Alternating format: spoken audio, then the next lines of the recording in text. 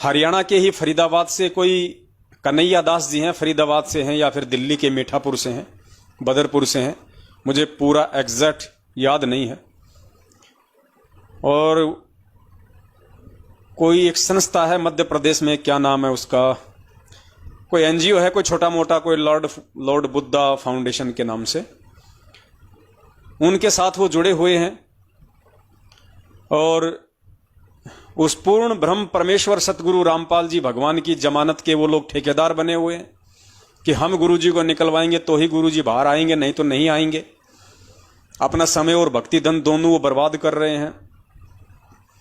अब इन लोगों की पुण्यात्माओं सबसे बड़ी जो कमजोरी है वो ये है कि ये अपनी घटिया सोच के चलते, अपनी मनमुखी सोच के चलते ऐसे लोग साध संगति से दूर हो जाते हैं और उसके बाद में इनको लगता है कि अब कहीं कोई ठोर ठिकाना नहीं है, वापस हमें साध संगति से ही जुड़ना पड़ेगा। तो फिर ये लोग दर दर की ठोकरें खा के वापस इसी पवनदास के पास या हमारे सत्सेवक भाई बहनों के पास में अपनी शंकाएं भेजते हैं व्हाट्सएप पे कि हमारी इस शंका का समाधान कराओ, हमारी इस शंका का समाधान करो। अरे भाई, जब तुम्हें मालूम था कि दूसरी जगह जाके या दूसरे काल प्रेरित भक्तों के साथ में जुड़ के तुम्हें धक्के खाने, ठोकर खानी है, क्यों छोड़ के गए? दास को डायरेक्ट ही बोल दो कि भगत जी मुझे ये समस्या है, मुझे ये शंका है और मेरे से ये गलती बन गई भगत जी, मैं अपनी नालायकी के चलते साथ संगति को छोड़ के उन काल प्रेरित लोगों का साथ हो गया मेरा। तो अब ये हमारे को शंकाएं भेजते हैं। अब इन्होंने कोई जमानत का अभियान चलाया, गुरुदेव की जमानत करवाएंगे, गुरुदेव की जमानत करवाएंगे। बेचारे भोले भाले भक्तों से जो नादान थे या नए नए जुड़े थे, उस लॉर्ड बुद्धा नाम के संस्था ने 500 या पता नहीं 1500 रुपए लेके उनसे फार्म भरवा लिए कि हम गुरुजी की जमानत करवाएंगे, अपना एफिडेविट दो, एफिडेविट दो। बेचारे नादान भक्तों ने फार्म भर दिए। अब आना जाना कुछ था नहीं और उन्होंने सोचा कि हम गुरुजी की जमानत के नाम पे एक बहुत बड़ा संगठन खड़ा कर लेंगे, बहुत सारे भक्तों को अपने पीछे जोड़ लेंगे। लेकिन अब इन लोगों को साल 1.5 साल में या साल 2 साल में इनको अच्छे से महसूस हो गया है कि संगत, साध संगति से जुड़ के ज्ञान आधार से इतनी मजबूत होती जा रही है कि संगत तुम्हारे ये जमानत वाले झांसे में नहीं आने वाली है। संगत अपने पूज्य गुरुदेव जी को पूर्ण ब्रह्म परमेश्वर मानती है, परमात्मा मानती है, बंदी छोड़ मानती है। और संगत ने ज्ञान आधार से भक्ति मार्ग पे चलना सीख लिया है। अब संगत तुम्हारे झांसे में नहीं आने वाली। तुम्हारे एफिडेविट, तुम्हारे जमानत वाले फॉर्मों पे लोग साइन नहीं करने वाले। लोग उस परमपिता परमेश्वर की नजरों में ऐसा कुकृत्य करके अपने गुरुदेव को मानुष समझने की गलती नहीं कर सकते। तो अब ये लोग अकेले पड़ गए, अलग थलग पड़ गए। पहले तो ये मान बढ़ाई और अहंकार में आके कि मैं लॉर्ड बुद्धा फाउंडेशन का रीजनल अधिकारी बन गया, मैं क्षेत्रीय अधिकारी बन गया, मैं मीठापुर का बादशाह बन गया। और भी थे 2-4, कोई हनुमान, कोई राजस्थान के गंगानगर से हैं, कोई पंजाब के मलोट से हैं। तो ये छोटे छोटे लेके पद अपने आप को ये केंद्रीय मंत्री समझने लग गए थे। और अब इनको साल भर में अच्छे से इनको महसूस हो गया कि भाई कोई दाल गलने वाली नहीं है, संगत तुम लोगों के झांसे में नहीं आने वाली है, संगत अपने परमात्मा को मानुष नहीं समझने वाली है। तो अब ये कहते हैं कि गुरुजी ने तो ये कहा था, हम तो उस आधार से जमानत के लिए अर्जी लगा रहे हैं। गुरुजी ने एक सत्संग में कहा था कि पुण्यात्माओं, हमने कानूनी तरीके से आगे बढ़ना है। ना हमने कभी कानून को हाथ में लिया, ना हम लेंगे, और हम कानूनी तरीके से ही आगे बढ़ेंगे। हमें अपने परमात्मा पे विश्वास है। इस छोटे से सत्संग का ये लोग हवाला देते हैं, जो सत्संग परमपिता परमेश्वर ने बरवाला कांड 2014 से पहले किया था। और इसी आधार पे गुरुदेव के उस सत्संग के संकेत को ना समझ के, इशारे को ना समझ के, क्योंकि पुण्यात्मा दास पहले भी कह चुका है, धरती पे तत्वदर्शी संत प्रकट है। और उस तत्वदर्शी संत के सत्संगों को समझना श्रीमद् भागवत गीता को समझने से भी टेढ़ी खीर है। आप गीता को समझ सकते हैं, लेकिन गुरुदेव के सत्संगों में जो संकेत हैं, जो इशारे हैं, उनको समझना बेहद मुश्किल है। उनको तो वही प्राणी समझ सकता है, वही भगत समझ सकता है जिस पे स्वयं गुरुदेव ने समझने की दया कर रखी हो, दया बख्शिश कर रखी हो। परमात्मा कहते हैं, सब सुमरे अपने अनुमाना तो गति लखी न जाए, और कहे कबीर कृपया कर जन पे ज्यों की त्यों समझाए। जिस पे सतगुरु की मेहर हो, सतगुरु की रजा हो, जिसको सतगुरु समझाना चाहेगा या जिसको आगे खड़ा करना चाहेगा, जिसको निमित्त बनाना चाहेगा, वही उन संकेतों को समझ सकता है। तो ये भाई धोखा खा गए गुरुदेव के उस सत्संग के वास्तविक संकेत को ना समझ के, और मान बढ़ाई में आके इन्होंने गुरुदेव की जमानत का ठेका ले लिया। कुछ समय के लिए ये लोग ठेकेदार बन गए, और अब इनकी स्थिति वो हो रही है जो कहते हैं कि धोबी का कुत्ता, ना घर का ना घाट का। अब ना तो ये उधर के रहे, दो भगत इनके साथ में खड़े नहीं हो रहे, अकेले ये कुछ कर नहीं सकते, और वापस ये मारे शर्म के साथ संगति से ये जुड़ नहीं सकते। लेकिन हमारी तो इनसे प्रार्थना है, विनती है कि भैया, साथ संगति का जो प्रोग्राम है ये कोई सरकारी संस्था नहीं है जो एक मोटी रकम देके आपको जुड़ना होता है। आप अपने घर पे परमपिता परमेश्वर का, जहां भी आपने दरबार लगा रखा है गुरुदेव का, आप उनसे दंडवत समायाचना कीजिए, अपनी उस गलती के लिए आप जी माफी मांगिए, वापस साथ संगति से जुड़ जाइए। हमें तो बड़ी बड़ी खुशी होगी कि हमारा एक भटका हुआ भाई वापस आ गया। अब पुण्यात्माओं, उस भाई की शंका का परमात्मा समाधान करवाते हैं एक छोटे से सत्संग के आधार से, जो सत्संग पूज्य गुरुदेव जी ने 2014 से पहले किया था, और उस कानूनी प्रक्रिया का क्या मतलब है ये भी आपको समझाएंगे। पहले आप पूज्य गुरुदेव जी का ये सत्संग सुन लीजिए।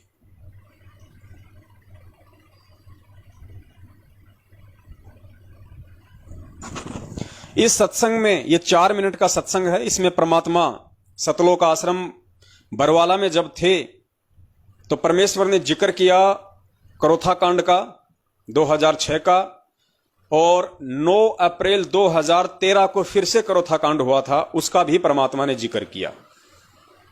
तो परमेश्वर ने जिक्र करते हुए ये कहा है कि भक्तों, तुमने जो शांति दिखाई है 9 अप्रैल 2013 के करोथा कांड में, आगे भी तुमने इसी प्रकार से शांति दिखानी है। भक्तों की रहनी करनी इसी प्रकार की होनी चाहिए। आप लोगों ने मेरी आत्मा को गदगद कर दिया। काफी बातें गुरुदेव ने सत्संग में बताई है कि भगत का काम होता है, भगत कभी डरता नहीं और भगत किसी से कभी लड़ता नहीं है। तो परमेश्वर को मालूम था, क्योंकि गुरुजी अंतर्यामी हैं, 9 अप्रैल 2013 की वो घटना थी, और 18 नवंबर 2014 को गुरुदेव की आंखों के सामने बरवाला कांड घूम रहा था। अंतर्यामी को मालूम था। तो परमेश्वर ने सतलोक आश्रम मैनेजमेंट हरियाणा वालों को और उन तमाम भगत आत्माओं को जो 2014 के बरवाला कांड में काल प्रेरित सतलोक आश्रम मैनेजमेंट हरियाणा की साजिश का हिस्सा बनने वाले हैं, जाने अनजाने में, उन सभी आत्माओं को चेताने के लिए, उनको जागरूक करने के लिए परमेश्वर ने सत्संग में यह संदेशा दिया था कि बच्चों, शांति रखना, धैर्य रखना, क्योंकि मालिक को पता था कि काल कांड करवाएगा।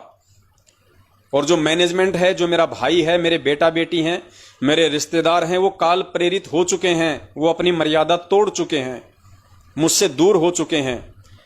ये लोग काल के एजेंट बनेंगे और काल इन लोगों को मोहरा बना के बरवाला कांड करवाएगा। तो परमेश्वर ने इस 4 मिनट के सत्संग के माध्यम से भक्तों को आगाह किया था कि बच्चों, जो शांति तुमने 9 अप्रैल 2013 करोथा कांड में दिखलाई है, वही शांति, उसी प्रकार का जो मतलब की व्यवहार होता है कि संत न छोड़े संतता, चाहे कोटिक मिले असंत। भगत किसी भी स्थिति में अपना होश नहीं खोता है, भगत जोश में नहीं आता है, भगत को भगवान पे विश्वास होना चाहिए। ये सारी बातें परमेश्वर ने जोर देके इस 4 मिनट के सत्संग में समझाई। और यही वो कारण था जो परमेश्वर ने कहा था उस सत्संग में कि हम कानूनी तरीके से चलेंगे। अर्थात गुरुदेव ये समझाना चाह रहे थे बरवाला कांड से पहले उन काल एजेंटों को कि भैया हम भगत हैं, हमारा काम है अपने भगवान पे विश्वास करके अपनी भक्ति करना। परमात्मा अनजान नहीं है, परमात्मा नादान नहीं है, या परमात्मा असमर्थ नहीं होता है, वो सब कुछ करने में समर्थ होता है। तुम्हारा काम है अपनी भक्ति करना, ज्ञान को आधार बना के चलना। भक्तों का काम लड़ाई झगड़ा करना नहीं होता है, ये कानूनी लड़ाई है। हम कानूनी तरीके से ही हम इसको लड़ेंगे। अर्थात गुरुदेव के कहने का मतलब यह था कि नालायकों, 2014 बरवाला कांड में अगर तुम्हें मेरे ऊपर विश्वास नहीं है, अगर तुम्हें अपने गुरु पे विश्वास नहीं है, तो कम से कम कानून पे तो विश्वास रखो। ये कानूनी लड़ाई है। तुम लाठी भाठों से, पेट्रोल से, पत्थरों से, डंडों से और बंदूकों से प्रशासन के सामने नहीं लड़ पाओगे। और ये कानूनी लड़ाई हम कानूनी तरीके से ही हम लड़ेंगे। अर्थात ये जो कानूनी जो तरीका था, जिसका हवाला आज ये गुरुजी की जमानत के ठेकेदार, लॉर्ड बुद्धा फाउंडेशन वाले और हमारे कन्हैया भाई साहब जैसे लोग लिए बैठे हैं,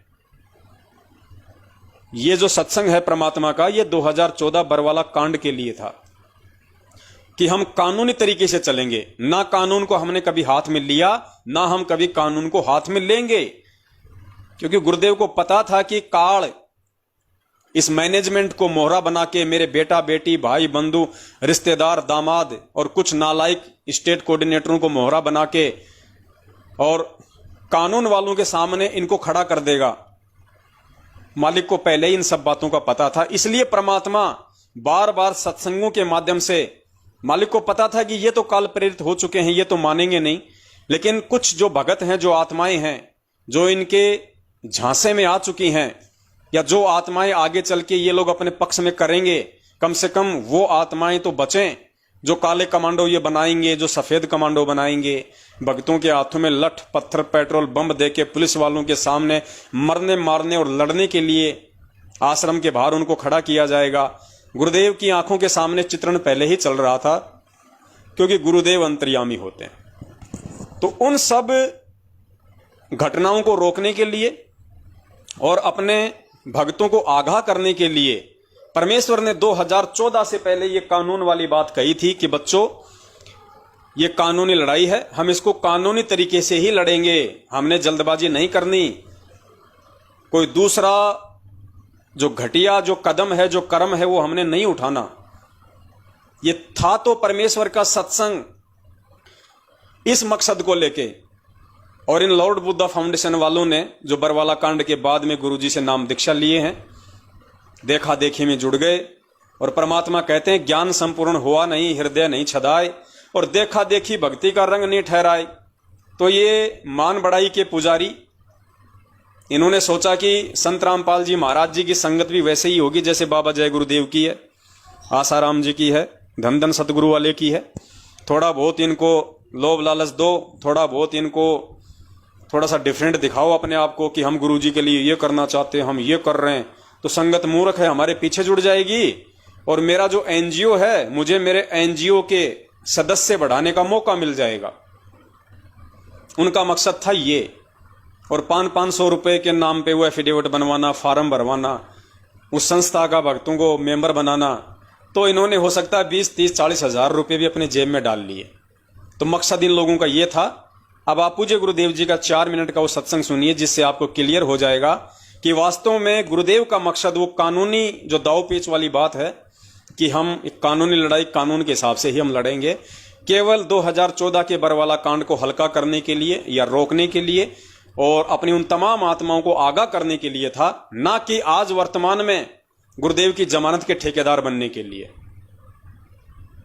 पुण्यात्माओं, अगर ये लोग समझ जाते परमेश्वर के ज्ञान को और परमेश्वर के मिशन को, तो आज ये सत्सेवकों के साथ मिलकर अपने भटके हुए भगत भाई बहनों को जगाने की ओर अग्रसर होते, ना कि गुरुजी के ठेकेदार बनते।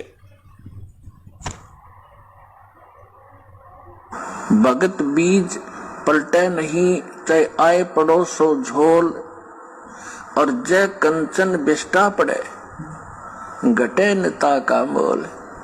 यदि सोने को, गोल्ड को टट्टी के अंदर डाल दिया जाए, उसकी कीमत कम नहीं होती।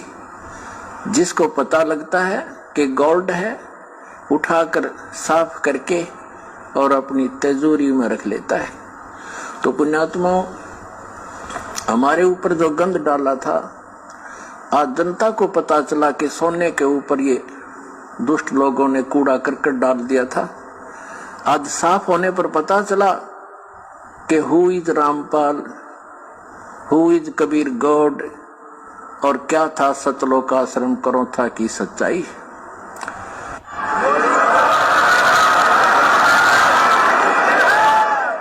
पुण्यात्मा, दुष्ट लोगों का काम तो उनका स्वभाव ही होता है दुष्ट कर्म करने का, और साधु संतों का काम होता है स्वभाव जो उनका होता है परमार्थ ही करने का। और कबीर साहब ने हमें शिक्षा भी दी है कि जो तोकू काटा बोवे ताको बो तू फूल, तो हे फूल के फूल हैं वाह को है त्रिशूल। हमें परमात्मा कहते हैं कि आपको यदि कोई कष्ट देता है आप उसको कुछ ना कहो, परमात्मा पर छोड़ो, फिर देखना वो उसका कैसा रिजल्ट आपको देगा। जो तोकू काटा बोए वाको बो तू फूल, और तोहे फूल के फूल हैं वाको है त्रिशूल। वो तो विधान है परमात्मा का, जो जैसे कर्म करेगा उसको फल तो मिलेगा ही मिलेगा। अब पुण्यात्मा कहते हैं संत न छोड़े संतता, कोटिक मिलो असंत। साधु भक्त अपना स्वभाव नहीं चेंज किया करते, बदला नहीं करते, चाहे कितने असंत दुष्ट लोग उनसे कितना ही बुरा व्यवहार करते रहे, वो भगवान पर विश्वास रखने वाले होते हैं। तो जैसे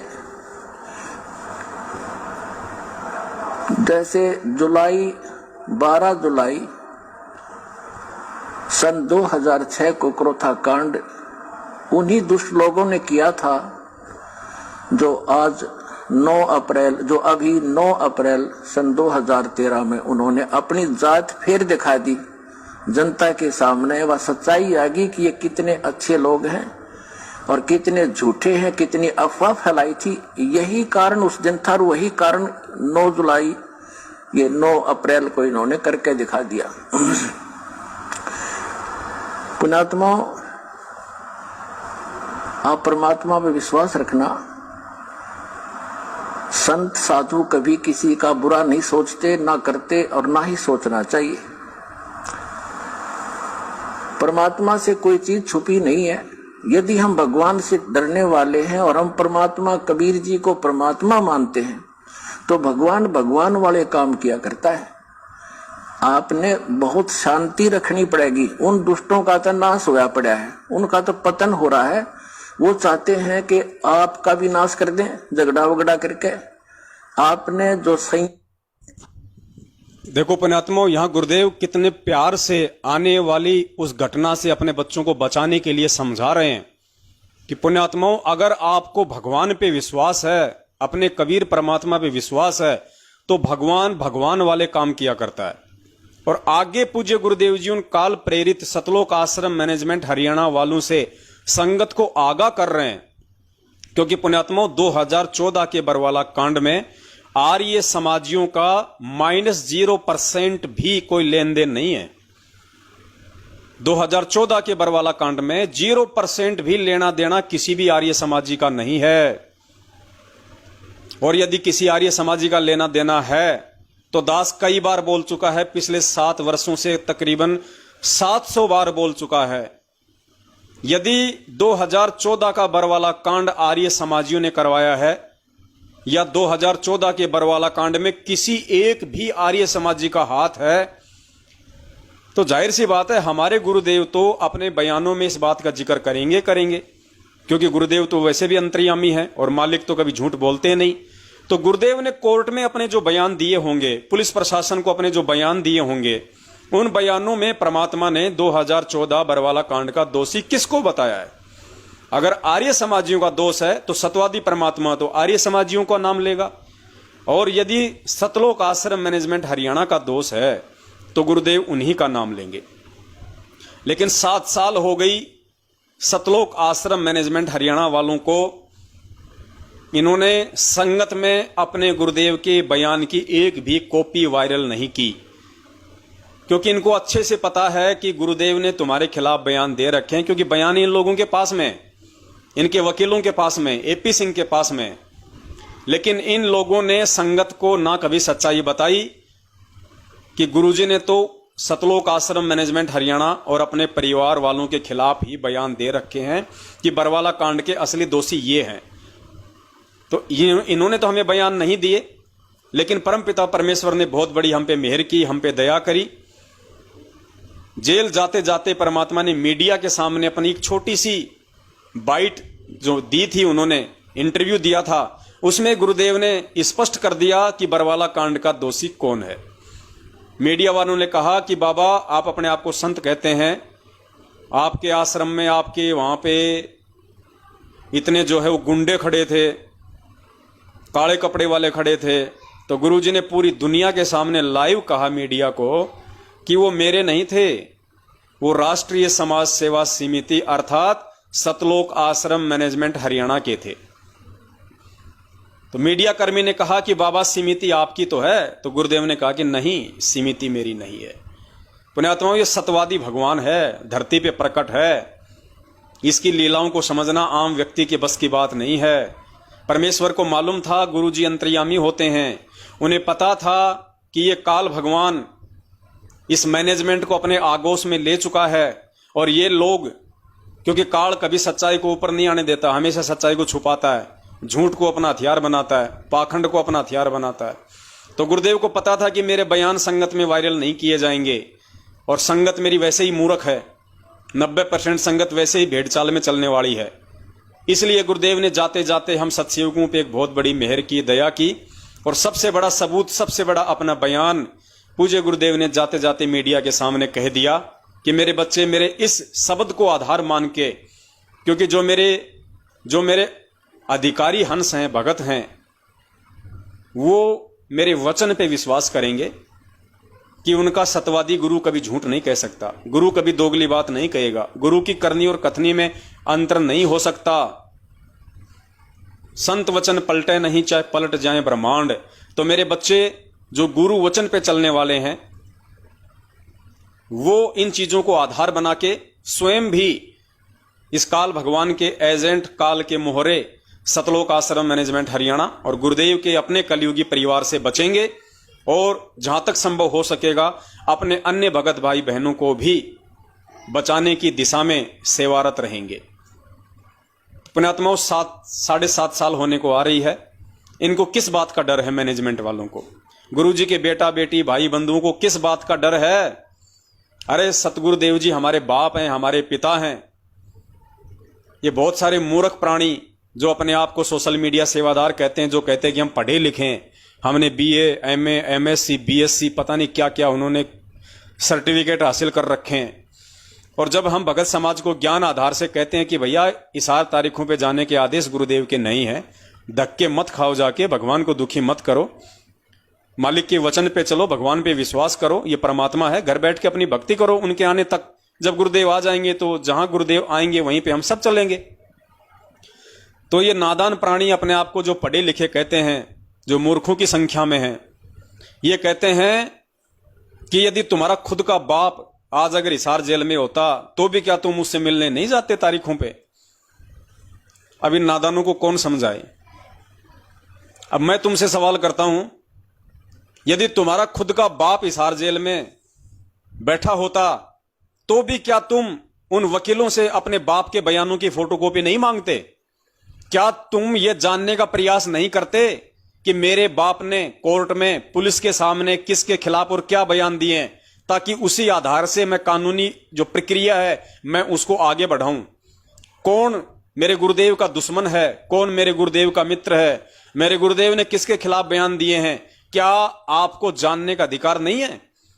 तो यहां तुम्हारा वो ज्ञान कहां फैल हो जाता है भाई? लेकिन तुम चापलूसों में इतनी भी हिम्मत नहीं है, तुम अकल के अंधों में इतनी भी तमीज नहीं है, तुम्हारे अंदर इतनी भी हिम्मत और सांस नहीं है। जो तुम अपने अपने नामदान केंद्र वालों से, अपने अपने कोऑर्डिनेटरों से या गुरुजी के परिवार वालों से एक दफा भी ये कहने की हिम्मत कर सको कि भाई गुरुदेव के बयान संगत में वायरल करने से तुम्हें किस बात का डर है, किस बात का भय है। गुरुदेव कभी झूठ तो बोलेंगे नहीं। जो दोषी है गुरुदेव तो अपने बयानों में उसी का नाम लेंगे। तो हमें भी पता चले कम से कम, कहीं ऐसा तो नहीं कि हम जो है वो बिना जानकारी के और गलत लोगों का साथ दे दें। तो कम से कम हमें गुरुजी के बयान तो दिखा दो, सही क्या है और गलत क्या है। लेकिन 90% चापलूस संगत की आज औकात नहीं है कि वो इन काल एजेंट सतलोक आश्रम मैनेजमेंट हरियाणा वालों से, अपने अपने फर्जी नामदान संचालकों से और मूर्ख कोऑर्डिनेटरों से इस बात का सवाल कर सकें, अपने ही बाप के बयानों की फोटो कॉपी मांग सकें। तो तुम काहे के भगत हो, काहे की तुम भक्ति कर रहे हो, ड्रामा कर रहे हो, ड्रामा। और ये ड्रामा करने वाले देखना आने वाले समय में इनके पंख काट लिए जाएंगे काल भगवान के द्वारा। तो यहां गुरुदेव समझा रहे हैं कि पुण्यात्माओं, भगत कभी भी अपना संयम नहीं खोता है। और अगर तुम्हें विश्वास है कि who is Rampal, who is Kabir God, तो तुम्हारे को विश्वास रखना चाहिए। और फिर आगे गुरुदेव कह रहे हैं कि उन दुष्टों का तो नाश होया पड़ा है। किन दुष्टों का? यहां गुरुदेव संकेत कर रहे हैं अपने परिवार वालों का, सतलोक आश्रम मैनेजमेंट हरियाणा का, उन तमाम स्टेट कोऑर्डिनेटरों का जो 2014 से पहले ही काल प्रेरित होकर महेंद्र भगोड़े के आश्रम में चापलूसी करने लग गए थे। गुरुजी को कम और अपने सेकंड गुरु महेंद्र भगोड़े को ज्यादा महत्व देने लग गए थे, जो काल प्रेरित हो चुके थे। गुरुदेव को पता था कि ये इस कांड में मुख्य भूमिका निभाएंगे, ये काल का मोहरा बने हुए हैं। तो गुरुदेव कह रहे हैं कि उन दुष्टों का तो नाश होया पड़ा है और वो चाहते हैं कि तुम्हारा भी नाश कर दें, अर्थात संगत का भी नाश कर दें। मालिक को पता था कि बेचारी भोली संगत को कहीं कमांडो बना के खड़ा करेंगे। बताओ, हम पूर्ण परमेश्वर की भक्ति कर रहे, हम अपने आप को कबीर पंथी कहते हैं।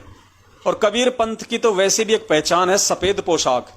सफेद पोशाक यानी शांति का प्रतीक, सहजता का प्रतीक, साधुता का प्रतीक, विनम्रता का प्रतीक, आधीनी का प्रतीक।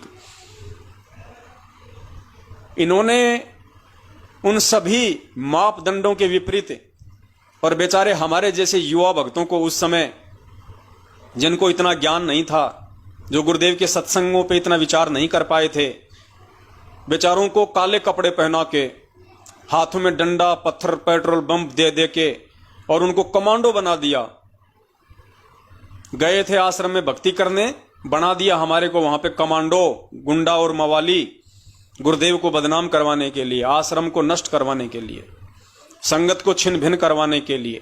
तो मालिक को पता था, अंतर्यामी को, इसलिए गुरुदेव बार बार सत्संग में इन बातों का जिक्र किया करते थे कि भक्तों, यदि तुम्हें विश्वास है अपने भगवान पे, तो भगवान भगवान वाले काम किया करता है, तुम कानून हाथ में मत लेना। संत का काम होता है सहजता में रहना। जो तोको काटा बोवे ताको बो तू फूल, गुरुदेव कह रहे हैं। और फिर परमात्मा कह रहे हैं उन दुष्टों का तो नाश होया पड़ा है, वो तो चाहते हैं कि तुम्हारा भी नाश कर दें, अर्थात संगत का भी नाश कर दें।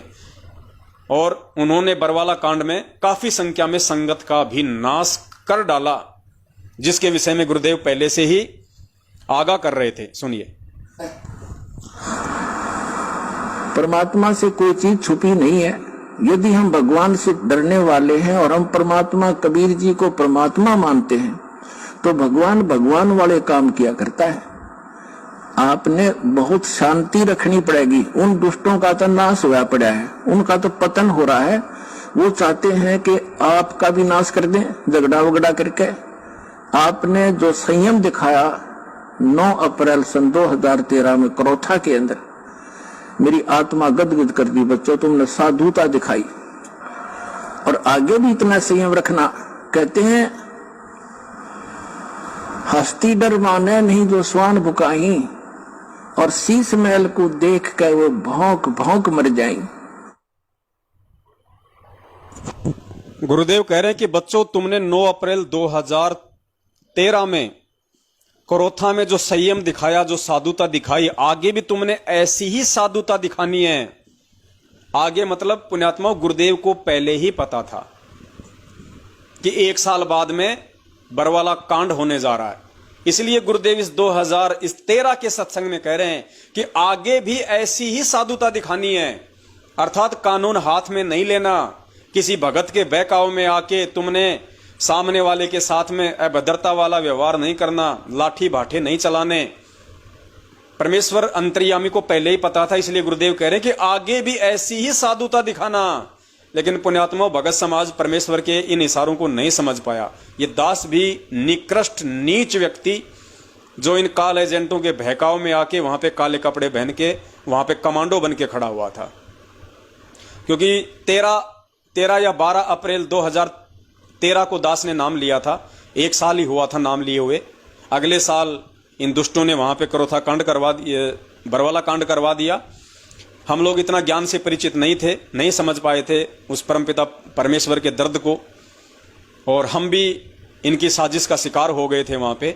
लेकिन 2015 के बाद में परमात्मा ने ज्ञान योग खोला, परमेश्वर ने सद्बुद्धि बख्शी, सारी घटनाओं से परमात्मा ने रूबरू करवाया, और आज परमेश्वर शायद दास के उस पाप कर्म को आज ये सेवा दे के साध संगति वाली अपने भाई बहनों के साथ में मिलके परमेश्वर की चर्चा, उनकी महिमा का गुणगान करने की सेवा देके शायद परमात्मा इस नीच के उन पाप कर्मों को धो रहे हैं, साफ कर रहे हैं, जो दास ने अनजाने में, क्योंकि पुण्यात्माओं नहीं ज्ञान था इतना, और हम तो अपने गुरुदेव का आदेश समझ के ही वो सब कुछ कर रहे थे।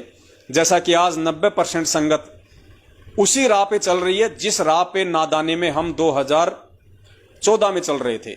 आज ये जितने भी लोग इन फर्जी नामदान केंद्रों पे जाते हैं, इन फर्जी आश्रमों में जाते हैं, इनको ज्योति पाठ और दान का पैसा देते हैं, ये कुपात्र पैसा लेने के अधिकारी नहीं है। गुरु बिन माला फेरते, गुरु बिन देते दान, गुरु बिन दोनों निष्फल है, चाहे पूछो वेद पुराण। गुरु बिन दान पुण्य जो कर ही, मिथ्या होए कबू न फल ही। आज उस 90% संगत की जो आज इन काल प्रेरित लोगों के पीछे लगी हुई है, आज इनकी वो स्थिति है जो स्थिति मुझ पवन दास की 2014 में बरवाला कांड के समय थी। तो मुझे तो ये उम्मीद है कि जैसे परमेश्वर ने मुझ नीच पे दया की इन बातों को समझने और समझाने की, आने वाले समय में यदि कोई अच्छी आत्मा होगी तो परमात्मा उस पर भी दया बख्शेंगे। तो सारी चीजें परमात्मा ने पहले ही क्लियर कर दी थी। तो वो जो कुछ भाई इस समय 5-7 जो उस लॉर्ड बुद्धा नाम की संस्था के पीछे लग के पागल हो रहे हैं और गुरुदेव की जमानत के ठेकेदार बने फिर रहे हैं, उनको परमपिता परमेश्वर जी के इस सत्संग को आधार बना के ये समझना चाहिए कि वो बात जो गुरुदेव कह रहे थे कि हमने ना कभी कानून तोड़ा है ना तोड़ेंगे और हम कानून के हिसाब से ही हम चलेंगे, ये बातें गुरुदेव उन काल एजेंटों को 2014 बरवाला कांड से पहले बार बार समझा रहे थे कि नालायकों कानून हाथ में मत ले लेना, आगे भी ऐसी साधुता दिखाना, आगे भी ऐसा व्यवहार करना, बदनामी का कारण मन मत बन जाना। लेकिन काल एजेंट थे, परमेश्वर की मर्यादा से दूर हो चुके थे, और कुछ रजा इसमें उस परमात्मा की भी होती है। मालिक को भी ये देखना था कि देखिए 27 साल से मैंने जो ज्ञान दिया है भगत समाज को, 5-10 साल अगर मैं इनसे दूर हो जाता हूं तो मेरे ज्ञान पे वो कितना टिकते हैं, कितना चलते हैं। यहाँ खाली आश्रम में शनिवार और रविवार के दिन खाली खीर खाने आते थे या सत्संग सुनने आया करते थे। तो बहुत सारे खेल हैं पुण्यात्माओं, बहुत सारी बातें हैं। परमेश्वर धरती पे प्रकट है और हर प्रकार से परमात्मा इस जीवात्मा का बल निकालेगा, चारों दिशाओं से इसकी बुद्धि को ओपन करेगा, और जो अच्छी आत्मा होंगे, जो अच्छे हीरे मोतीलाल हैं परमात्मा के, जिनके लिए परमेश्वर आते हैं, उन आत्माओं को परमात्मा हर प्रकार से ज्ञान से, विवेक से, बुद्धि से या भक्ति के जो भी 16 श्रृंगार हैं, 5 गुण हैं, परमात्मा सबसे परिपूर्ण करेंगे। अगर कोई होना चाहेगा तो उम्मीद करता हूं अनजाने में परमपिता परमेश्वर जी की जमानत के ठेकेदार जो लोग बने हुए हैं उनके कुछ समझ में आया होगा, नहीं आया है तो उनको समझने का प्रयास करना चाहिए और इस समय का सदुपयोग अपनी भक्ति में करना चाहिए। आने वाले समय में तुम्हारी खुद की जमानत कौन करवाएगा, तुम्हारा मुकदमा काल भगवान के कौन से कोर्ट में चलेगा, क्योंकि समय बहुत विनाशक है, बहुत भयंकर है। हम लोग कल्पना भी नहीं कर सकते हैं इस चीज की। ऐसा समय आने वाला है क्योंकि देश और दुनिया ने अपने पैर पे खुद ही कुल्हड़ा मार लिया। अपने पैर पे खुद ही कुल्हाड़ा मार लिया। सन 1994 से 2014 तक पूज्य गुरुदेव ने दुनिया को समझाने में कोई कसर नहीं छोड़ी, दुनिया को चेताने में कोई कसर नहीं छोड़ी, लेकिन दुनिया ने भी मूर्खता और मंदबुद्धिता दिखाने में बिल्कुल भी कसर नहीं छोड़ी। पूज्य गुरुदेव के ज्ञान को स्वीकार नहीं किया। जो आत्माएं उनके ज्ञान को समझ पाई, स्वीकार कर पाई, वो आज सत्सेवकों की लिस्ट में है, वो साध संगति से जुड़ी हुई है। और दुनिया की तो हम क्या बात करें, 90% खुद गुरुदेव के भगत भी नहीं समझ पाए, गुरुदेव के भगत भी उनसे परिचित नहीं हो पाए, उनके विधान और भक्ति संविधान से अपरिचित रहे, जिसके चलते आज 7 साल से इतना समझाने के बाद भी वो 90% संगत अपनी मनमानी और घटिया हरकतों